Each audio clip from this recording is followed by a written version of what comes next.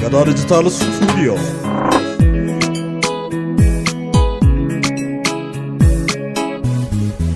Akamibe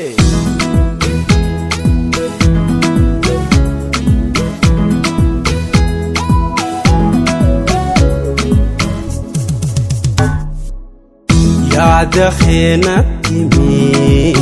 Anisko tinsihima Ya dakhena timi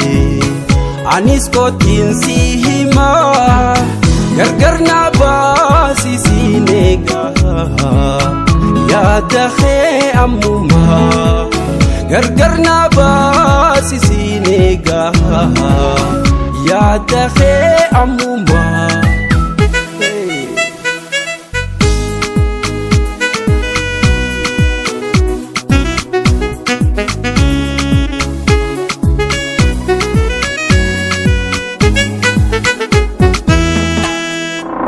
Mal keessa jirtan beeku waa'ee kee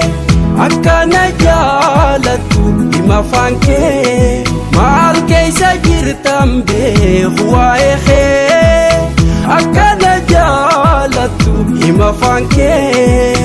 Irraa wallaalee kamiin si amanuu Bocallisee waaqa tolfisee haaqannuu Irra wallaalee kamiin si amanuu Bocallisee rabbi tolfisee haaqannuu Jaalalaan hin qoosin iftoo adduu Keessa koo weerarte na quusadhu Haalli kun sin baasu sirreeffadhu Haalli kun sin baasu sirreeffadhu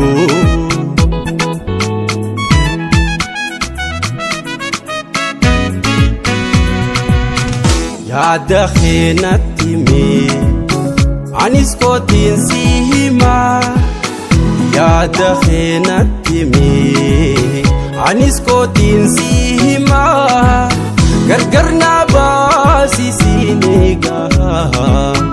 Ya dakhe amuma Gargarna basi sinega Ya dakhe amuma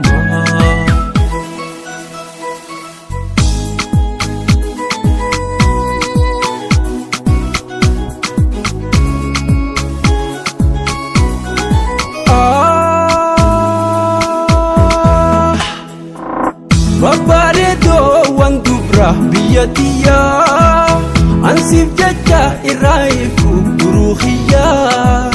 Babbareedo waan hedduu biyya tiyyaa Ansiif jecha irraa eegu duruu kiyyaa Wa'ada jaalalaan dhiibu gamoo kiyyaan Taa'eetumaan seega kophaatiyyaa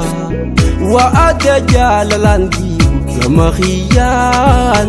Taa'eetumaan seega kophaatiyyaa Laallugar Oromtitti buntu meeqotunaa Si malee naan taatu tiyya sumaa Si maleen barbaadu dubra biraa Si maleen barbaadu dubroo biraa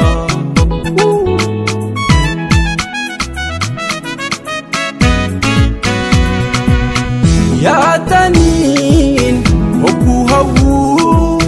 si yaada taa'ee anugayyuu Yaataniin hogguu hawwuu si yaada taa'ee anugayyuu Dhufuuf jira guyyaanii naan sirkadhee Fageenyi waan na godhe hodha bahuu Dhufuuf jira guyyaanii nan sirkadhee Fageenyi waan na godhe hijaabahu